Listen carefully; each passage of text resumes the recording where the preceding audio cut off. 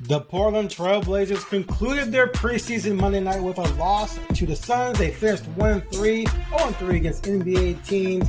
We got a glimpse of Scoot. We saw some of Ayton. Shaedon Sharpe was a bit up and down. Those are just some of the storylines from the preseason. We definitely saw some promising talent, but we also saw some hideous defense. We will talk about all of that and more on the Blazer Focus podcast. I am Aaron Fentress of the Oregonian OregonLive, joined by Craig Birnbach. Craig, what's up? The preseason's over with. So I'm doing this in sections. I got through training camp. I got through the preseason.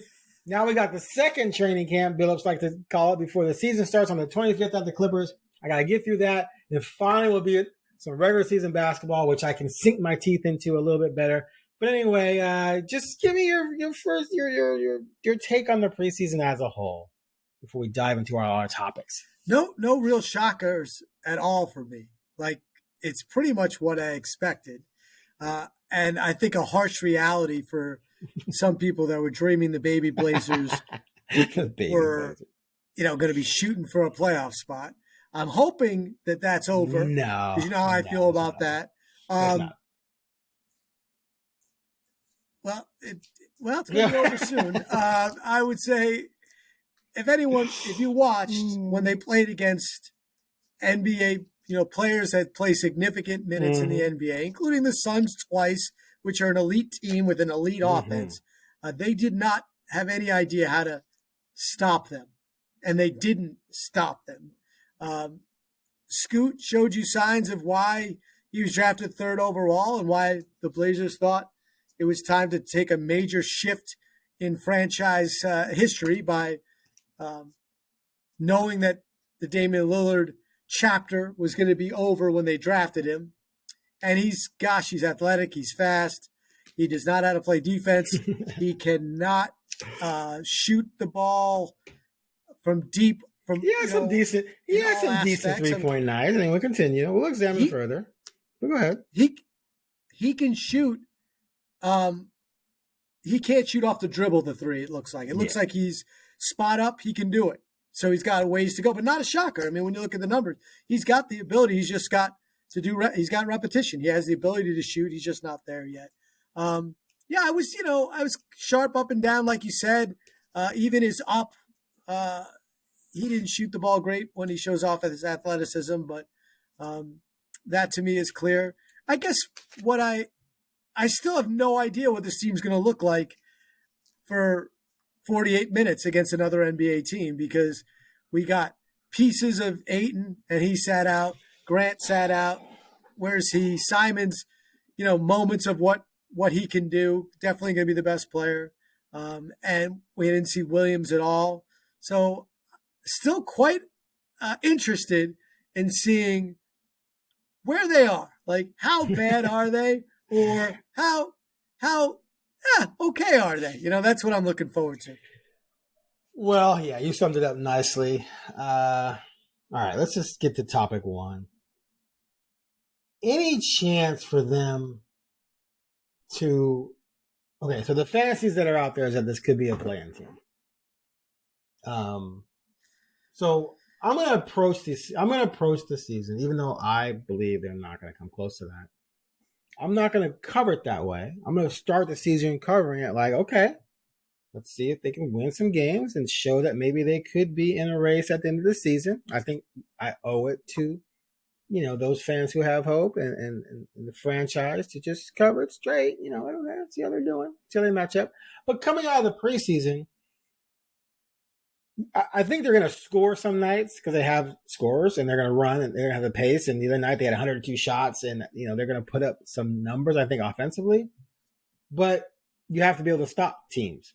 And in three halves of basketball against the main guns of Phoenix twice and Utah, they gave up about 225 points. It's over 70 each time. I think 76, 75, 75 or something like that. So that means those teams were on pace for 150 points. And, of course, you're going against the likes of Durant and Booker, and then Beal played in the second time they met, and then, Lowry Markkanen and Kessler and those guys out there in Utah. So you're going against some guys who can score 25 or more.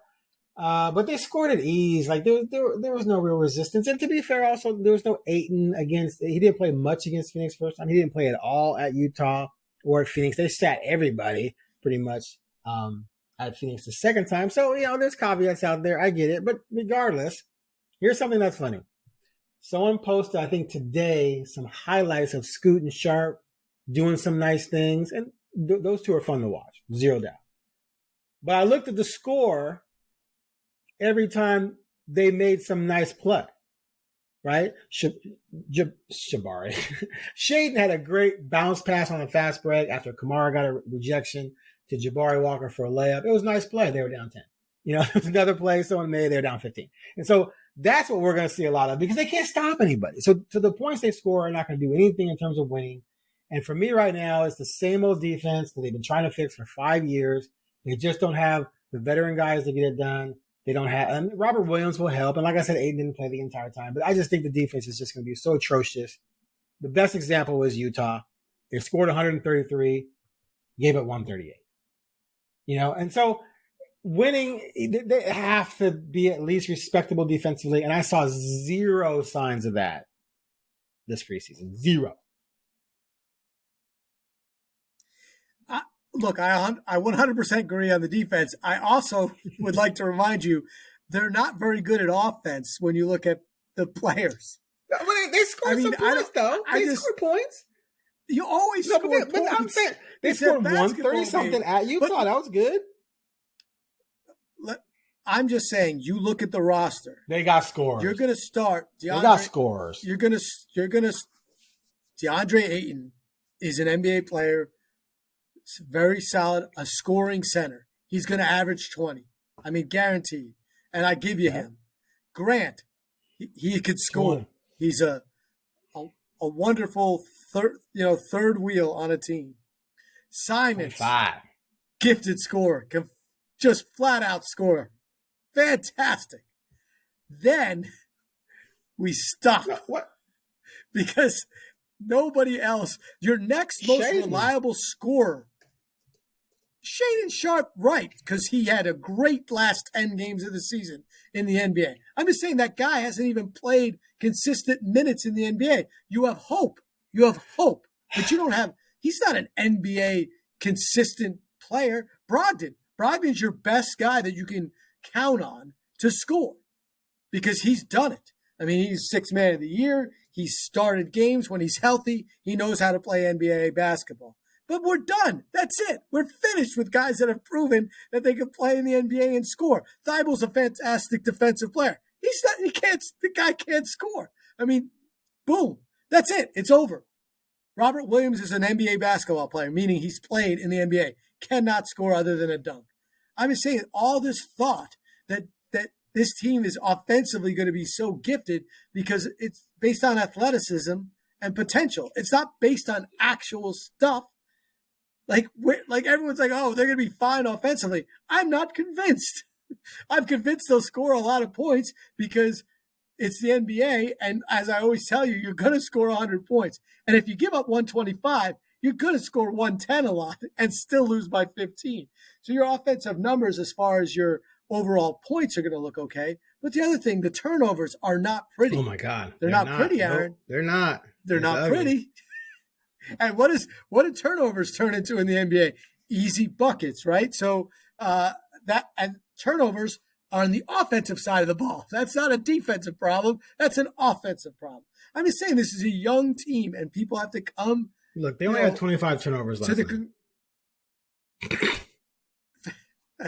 That's fantastic.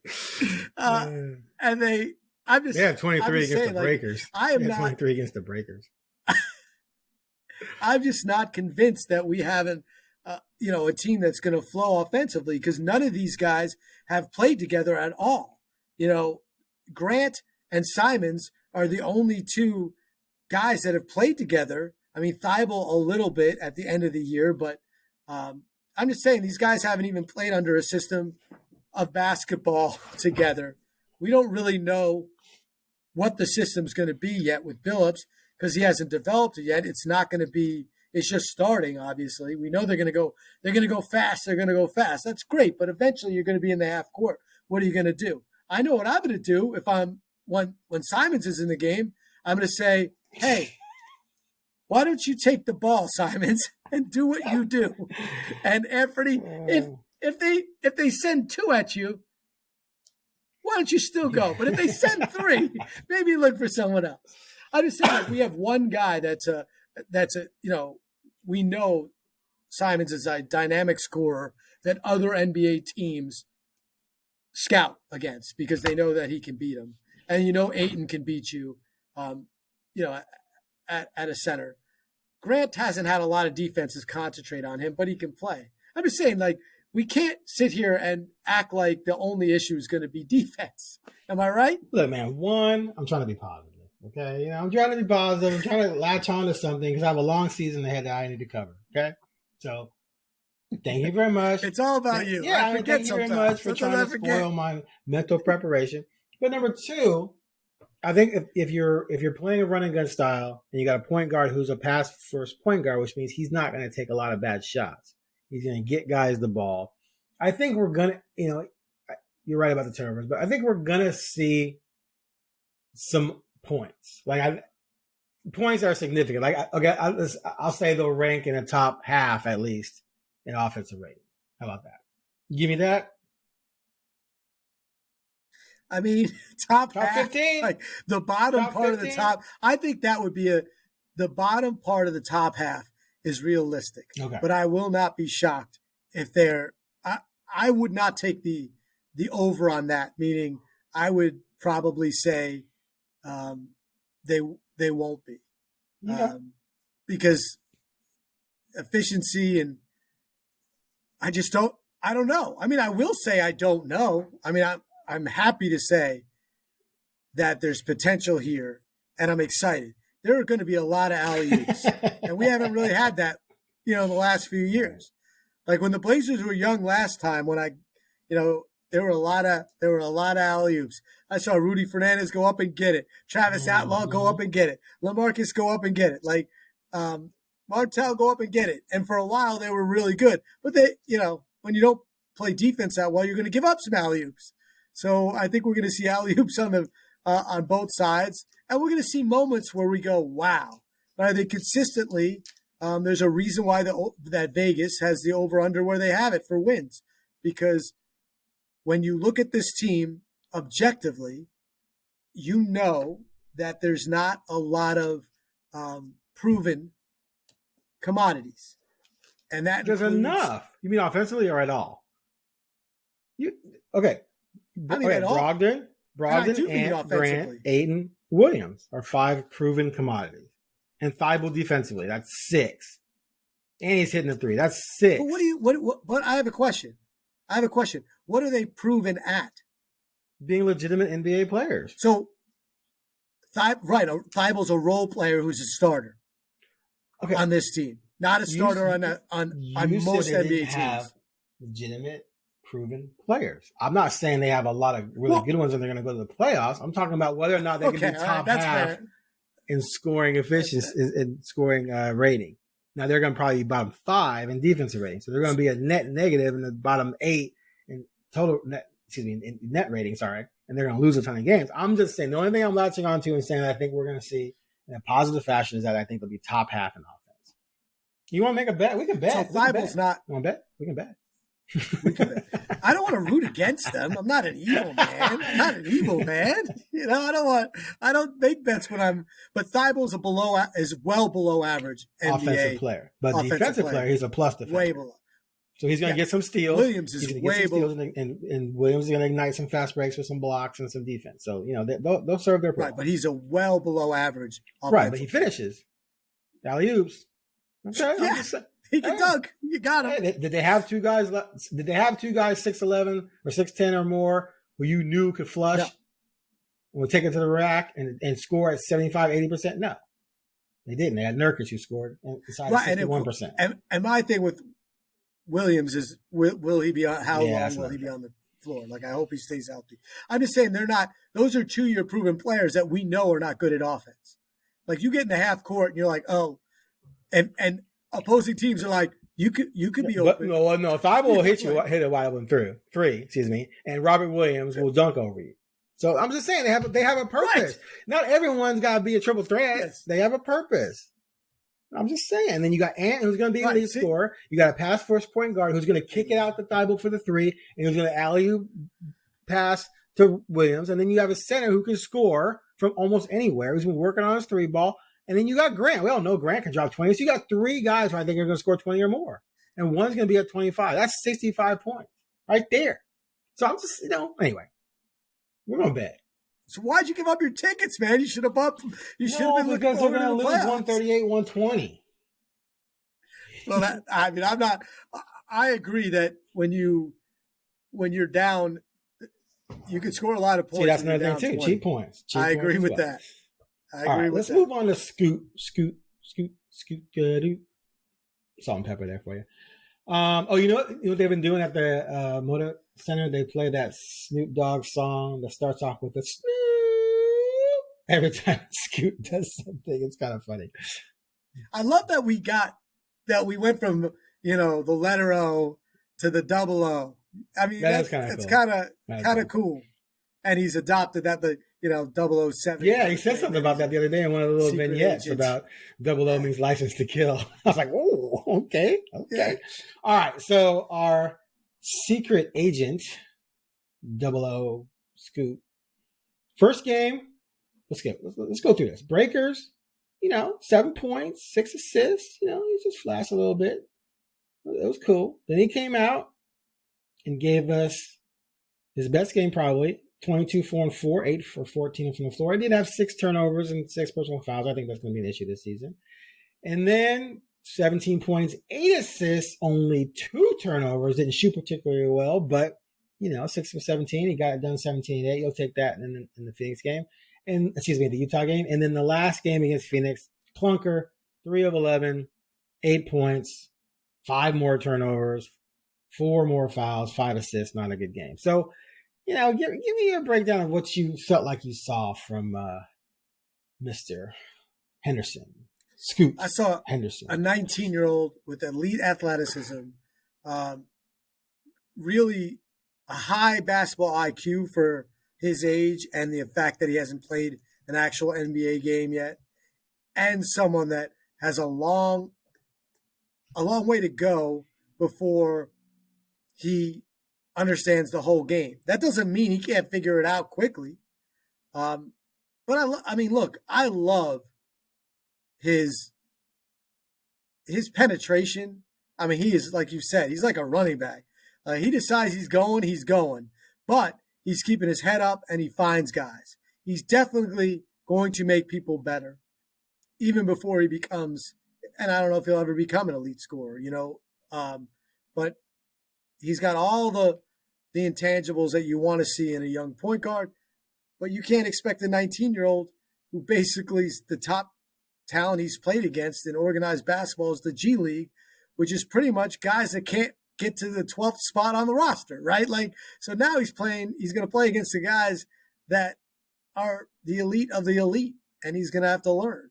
But everything you hear and see from him is that he is a guy, he seems to be smart. He seems to understand what he's got to do, and he's got that confidence. He doesn't make a mistake and then hang his head. He thinks he's going to be great. And you know what I mean? He's confident he's going to be great. And I believe him. I believe in it right now. But yes, he's going to have exactly what you just said. He's going to have some great games, some, games where he does really good things and really bad things, and just some clunkers where he just, it's game 2 of a back-to-back. He started off 0 for 4, 2 turnovers early, and he just can't recover. Right. But that's what you get when when you're drafting a 19-year-old to run your team. He can't just come in and run 2 plays for him. He got to run it, and that's hard. The bottom line is that Scoot is simply not a starting caliber NBA point guard yet. If you, had all the point guards in the NBA try out for all 30 teams, Scoot would not be starting if every team was serious about winning. Obviously, he's starting because he's their third pick. They're trying to develop him. You want to throw him out there. You're not planning to win anyway. But if you're trying to win, he's going to kill you. And the preseason showed that because he's just not ready. He shot 41.7%. In the G League, he shot 42. He shot 29% on threes. In the G League, he shot, I think, 27% on threes. In 28 minutes per game, he gave you 5.8 assists, which is all right. It's nice. He obviously is a good passer, but 5.8 assists, even in 28 minutes, is not special. But he also gave you 3.5 turnovers and 4.5 fouls. So he's killing you when he's shooting. He's not racking up massive assists. He's getting a lot of turnovers and a lot of fouls. He's a negative player right now. That doesn't mean he's not going to be great. That doesn't mean he's not a talent. It just means he's 19 and he's coming from the G League, right? He just is what he is right now, and that's okay. It's not a knock on him. Hardly anyone's coming to the league at 19 and being great, so he shouldn't be expected to be great. But we definitely saw the talent, man. Like, you just totally tell that he is going to be a guy. I don't know if he's ever going to be a great outside shooter, but I think he's definitely going to be a guy who's going to be a threat to penetrate, kick it out to guys, finish with efficiency close to the basket. A lot like Derrick Rose was. I mean, Derrick Rose developed the three-point shot, but still was never really great at it. But he was getting to the rack, man, and he was scoring. And he was actually far more of a shoot first guy than Scoot, so a little bit different there. But if you get that kind of athleticism and aggressiveness and attacking the basket and a guy who's going to make good decisions, then at least the ball isn't in the hands of a guy who's coming down and taking bad shots. He's rarely ever going to take a bad shot because he's not hunting for shots. He's hunting for the team to score, and however he can help make that happen. So I came away encouraged by his ability and his potential, regardless of the fact that statistically, not very pretty. I like the Derrick Rose comp. That makes a lot of sense to me. I often think about Russell Westbrook just because of the speed, even though Westbrook was taller and that Westbrook couldn't shoot. The one thing I will say, Aaron, is that I think he's going to have to learn to shoot. In the modern NBA, there's just so few players that are able to be successful now without at least a pretty consistent threat from three. I mean, even Chris Paul can shoot a little bit. So I'm interested to see how quickly that develops and if it does develop. Because the NBA, they'll back off if you can't shoot it. And it's real hard, to get in the lane if they're backing off. But I agree. There's no doubt where the athleticism is. And if you're a Blazer fan, that's what you have to think about, the future. Not so much the now, because the now is all those things you just listed. Now, someone like Morant's shooting around 33% on threes, which is at least respectable. And, of course, his percentage is much better when he's left wide open. So, Dame's the type of guy who takes, difficult threes. So his percentage is going to be down a little bit from what he would be if he only shot when he was wide open. So I think Scoot, when he shoots when he's just wide open, I think eventually he's at least going to be enough of a threat to be okay. He said, he expects to be high 30s at some point as he keeps working on it. And so, he'll keep grinding on that and be one of these guys like Kobe. Kobe would make 1,000 a day or something like that, 1,000 shots a day. So he can work on it and develop that, obviously. Another thing Billups said the other day was that, he just expects a ton of growing pains, obviously. He said that Scoot's not only learning his way through the NBA, he's learning the competition and he's learning his players. And that's a lot to learn. It's a lot to figure out, not only the X's and O's of the game, but the physicality of the game, how you deal with playing, 30 minutes a night for 82 games, and then how teams are going to play you, the absolute elite talent level that's in the league, plus how your guys play, how they want the ball, what's the best way to work with them. That's just so much that he's going to have to figure out. And it's going to lead to some pretty mediocre nights. And that's just how it is. And I hope fans are ready for it. And being an NBA basketball player. Like the life of an NBA basketball player. On the plane, all the things that are given, that are handed to you, like bang, at 19, like suddenly, elite trainers. You got to be when you show up here, you can't just go to the mall. You know what I mean? Like you're going to, there's going to be stuff that he'll have to deal with. And everything he's shown is that, and everybody talks about him, talks about the maturity. Because obviously, like you talk about John Morant, he's handled the basketball stuff, but he hasn't been able to handle the not basketball stuff. So you can't just ignore that because it's a real thing. and he's going to be, the money that he's going to have, and the access that he's going to have, and the admiration and the reaction that he's going to get when he walks into a room is going to be totally different than he's had before. And he thought he had that, right? Because he's been an elite talent, since he was like 13 years old. But it's just different when you're an NBA basketball player. So it's all there for him, and we'll get to see the growth. Definitely. All right, let's talk about my boy Shaedon. I got high hopes for Shaedon as well. Doesn't look like he's ready to make a huge leap so far this year. I mean, things can turn around, by Christmas. He might become what maybe many people thought he might be by this fall. He still just looks young out there, man. He just seems like a young colt trying to find his way. Shot 43%, 19% on threes, obviously not very good. 2.8 assists, 4.5 rebounds, 14 per game. He did have some nice passes the other day. He obviously can score from anywhere, regardless of these percentages. He's an effortless shooter in terms of just looking like he's a comfortable shooter. He saw better shooting last year, so I'm not going to make too much of a big deal out of the preseason. But still just seems really young. And he is young. He's 20. And, it's like you would have hoped that maybe he made a bigger jump, especially after what we saw in the last 10 games last year. But I don't believe he has. I've been told by people that they don't believe he quite has. He's just not ready. And what ready means is, ready to impact a team and help it win. I mean, he's going to put up numbers. Anyone can put up numbers, as we always say. But still, has a long way to go. Yeah, my thing is, like, he didn't make it hard for Billups to not start him. Right. It seems like the decision was pretty early and pretty easy. And then when you watch him, you go, oh, okay, I get it. Thibel's an NBA basketball player. He knows where to be. He knows his role. He can help on the court.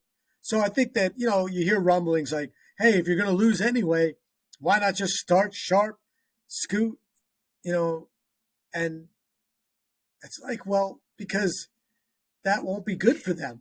If they're not ready, there's a difference between letting a guy learn as he goes and putting in a guy in a situation where it might hurt his development. So clearly Billups feels like he's got to continue to manage when Sharpe, he can't just say go. Like with Scoot, he's seen enough to say go. Look, if Scoot came in, I think that's true. I think, and just kind of didn't show some things, maybe there was a chance. I mean, remember, I told you Scoot was going to start, and you were like, nah. Now, we're both right, because Simons is starting too, right? So, and that was your thing. You didn't think that they'd go back to this. But, that's where I'm at right now, is that hopefully by the end of the year, Sharpe's pushing Billups to be like, okay, he's ready now. He's going to play 28 minutes a game, and he's going to be able to – he might be the starter. Yeah. So, and at that point, maybe you trade your guy. Right. So here's the deal. If they had to play a game tomorrow for the fate of humanity, Scoot's not starting. and starting at the point, and Shaedon's going to be at the 2 because Shaedon gives you much better scoring ability than Scoot, and Ant is going to, as a lead guard, he's probably going to, in that game with do or die, he's going to go 30 and 10. Scoot's starting because they drafted him in 3rd overall. They moved on from Damian, and he gives you something no one else really gives you, and that's someone who has floor leader in terms of running a true point that you can have in your lineup. So at least he's not going to shoot you out of games, right? Sharpe could shoot you out of a game. Scoot's not. So at least you get that out of him. But like I said, man, or actually you'd probably start, you might start Matisse at the 2 and slide Grant to the 3 and start someone else at the 4. I don't know who, Jabari or something. I don't know. But I think Scoot's starting for reasons that have nothing to do with him being the top 5 player on the team. That said, let me be clear. If we're playing for all of humanity, first of all, humanity's in a lot of trouble. Let's just say that. But I would start Simons. I would start Thibault. I would start Grant. I would start Williams. And I would start Ayton. I wouldn't care. Like, that's my best 5 guys on the court at that time. You'd be a lot. That's what I would do. For one game, yeah. I mean, Williams at the 4 is going to hurt you. But I think, I think we agree. So anyway, Scoot started. I knew he wouldn't beat out Ant. The question was, could he beat out Sharpe? And I do think from the standpoint of Sharpe not being ready and Scoot giving you something that no one else really gives you, and that's the vision and court sensibilities, and he's not going to be shoot first because Sharpe will shoot first. He's not passing up any shots. Ant sort of is that way as well. So, here we are. But I just, those are two guys. So Sharpe's the 6th man. So those are two guys in your top 6 who aren't remotely ready for this, but they're going to be given a ton of minutes because they're the future of the franchise. And so when you do that, you're conceding games. You just are. But you can't just say, we're just going to throw Sharpe out there and start him just because everyone else on the team, they're not necessarily going into this wanting to lose. It doesn't serve Ayton or Ant or Grant doesn't do any favors for them to go out there, serve them any purpose to go out there and lose. So if they know that Sharpe's just out there and he doesn't know what he's doing, you can't trust him because he doesn't know the defenses and he doesn't know the offenses. That's just going to piss those guys off. And then they're not going to take anything you're doing seriously. And then everything just completely spirals down the drain because no one respects the process. So I think that they're doing the wise thing and not starting Sharpe because he can not start and still play 30 minutes. But you're dangling a carrot out there. You're saying, look, man, you have to be able to do X, Y, Z before I can make you a starter. You have to earn it. You have to go get it. And so I think the way they're handling that is perfect. Make that guy earn it and have him come off the bench and just make sure you give him nice minutes, but make him earn something. All right, so I want to ask you, who else on this team are you looking forward to seeing? Like, we keep concentrating on the same ones, and we basically you could pretty much say which 8, there's 8 guys, 9 guys that but what other players do you think have a chance to make an impression or maybe impressed you in the preseason where you think they'll have a significant role at least this season?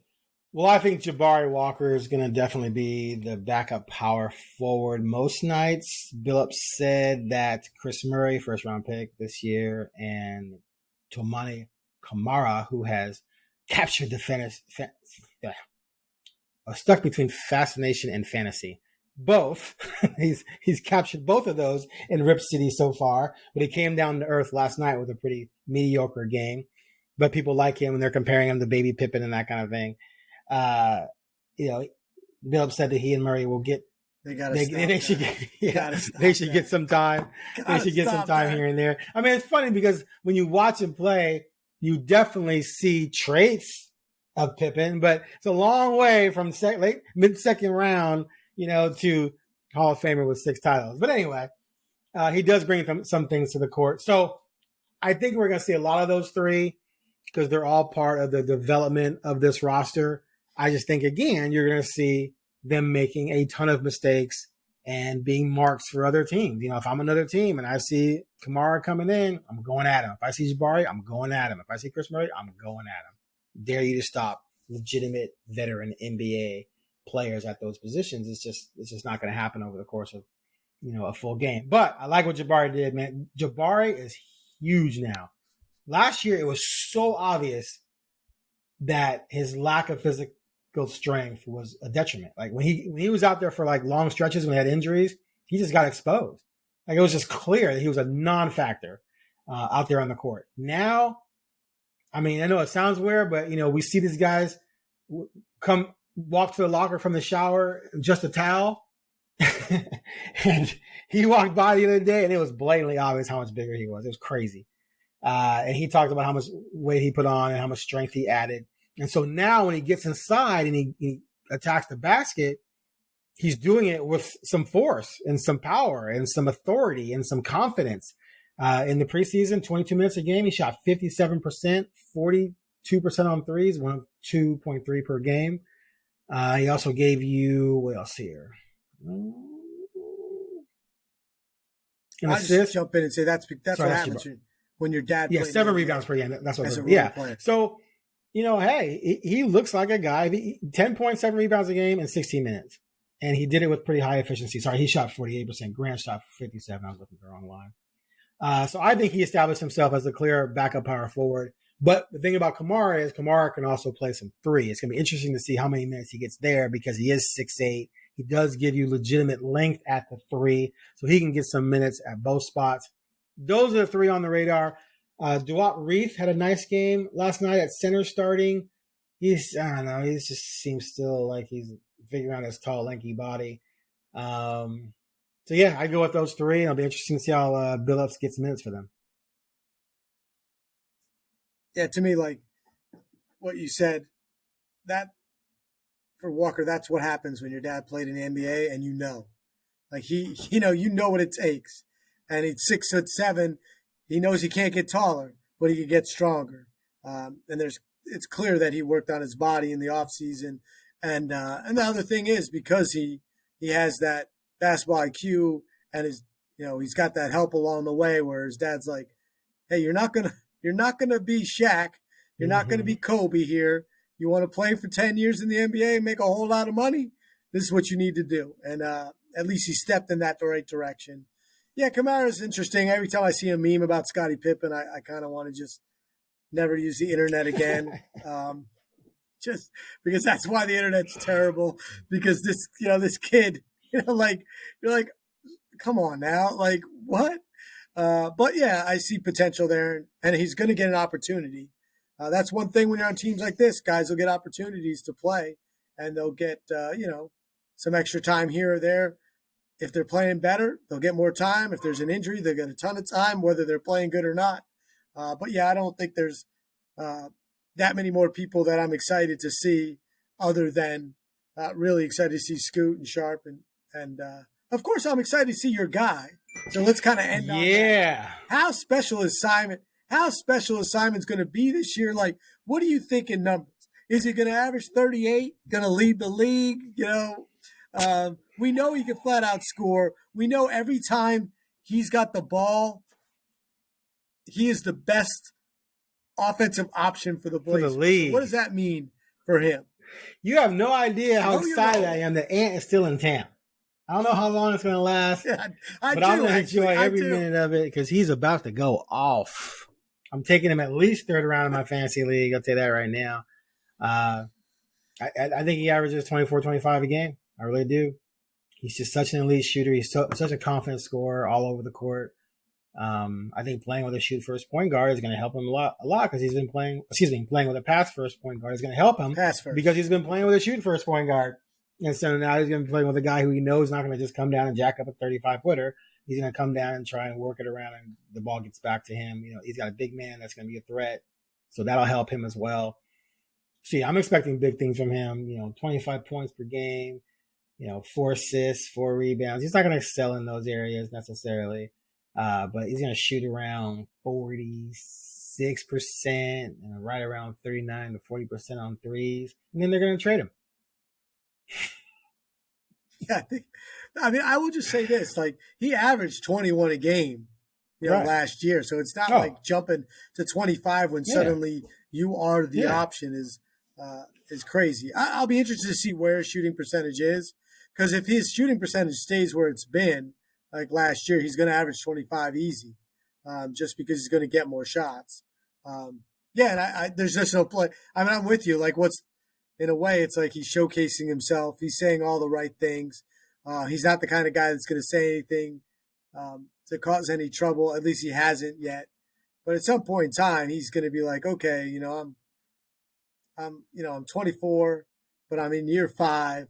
Like I'm sick of taking a back seat, and now I'm in a front seat kind of, but not really, because I'm 6'3". I want the ball. I want to be your lead guard. And he's always been a player that teams are interested in. And now I don't understand, long-term how the Blazers can find me some reason for him to be here for the next 2-3 years. It just doesn't make sense to me. It doesn't. Unless Sharpe is a dud, right? That's it. That's the only chance if Sharpe's a dud. I mean, I don't think Scoot's going to be a dud, but obviously if Scoot's a dud, but that's it. Like one of your 2 lottery picks ends up being a nothing, which is terrible, kind of worst case scenario. That's the only reason we keep right? To keep Simons around. But, if you're Simons, there's got to be part of him that's, like I've said before, like, are you kidding me? Like, I averaged 21 a game with Dame here. Like, why'd you have to go get another point guard? Like, we need small forwards here. Let's go. Brandon Miller would have been a better fit for this team. And I believe that when it's all said and done, they'll at least be equals Brandon Miller and Scoot. I don't think Scoot's going to be necessarily way better than Brandon Miller, and Brandon Miller is 6'8". So we'll see. Continue. My bad. Yeah, and I'm interested to see if we get, multiple 40-point games from Simons. Could he drop 50? And I say that because there's been a few times where he just says, okay, but he doesn't always have that mindset. You know what I mean? And he hasn't had that opportunity because he's never, other than end of year, we're not trying to win teams. Or that one time, like his second year when the last game of the season, all the starters sat and they just gave him the ball and he dropped 30-something. Like, we just haven't seen that on a consistent basis where he is the guy that you're allowed to go get yours every night. So I'll be interested to see how he does, and what will that mean for the Blazers as we move further and further during the season. Like, where will the trade talk boil up, right? Like, is it going to go real fast and it's no doubt, or are people going to go like, well, they can't afford to trade him in any way because he's doing this? It'll be interesting, but I'm on board now. Now that he's like the last one standing. Fentress, I'm on the bandwagon with you. So if Sharpe fizzles and Ant's just flat out better, the problem then is you've got two small guards again. And I'm not going to, there's two things that have two things have to happen before I ever take this franchise seriously again. One, you can't be starting two small backcourt guards, 6'2", 6'3". I don't care. If you do that, I'm not going to take you seriously. And two, you have to get a legit small forward. An NBA caliber, legit two-way, 6'7" with some length, small forward. And I need to see both of those things. So if Shaedon develops as he should, at least you get a 6'4.5", 6'5" two guard. That's better. You find that legit small forward for Ant, and now you look like a team. Or what if you traded Ant to Orlando for Wendell Carter, put Grant to 3, and went Scoot, Sharpe, Grant, Wendell Carter, Ayton. Now you look like a basketball team. So something's got to give in the backcourt. And you know what? That could have happened last year. That could have happened the year before. This is all that. But when Ant goes out there and goes nuts without Dame, I think it's going to raise his value. And I think a team out there is going to say, hey, we need that guy. It's going to be a damn shame. Huh? What do you mean when he leaves? That they couldn't do this. That they couldn't do this for Dame before. Yeah.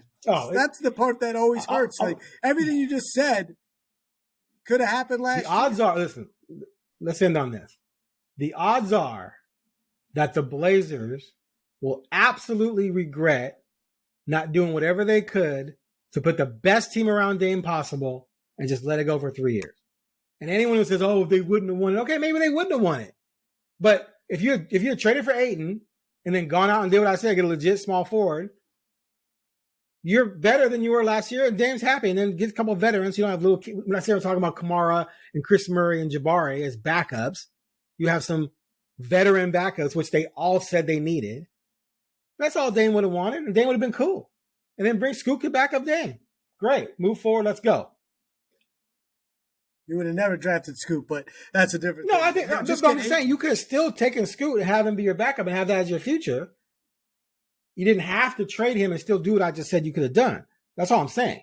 So down the line, as we move along from all of this, I don't see right now a path toward having a better chance to contend than what they just passed up. That's what I'm saying. It's not staring me in the face. A lot of fans are staring them in the face because Kamara is going to be Pippen, Williams is Barkley, Ayton's going to come here and be Patrick Ewing, Scoot's going to be a combination of D Rose and Kyrie, Shaedon's going to be Baby Jordan, right? All these guys are all going to hit at a 10 level, and they're going to three-peat. Okay, but we know there's like a 3% chance of that happening. And then you look at Houston.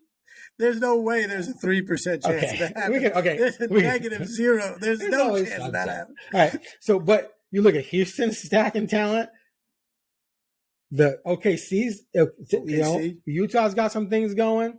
And that's not even counting the already established good teams who are led by young players.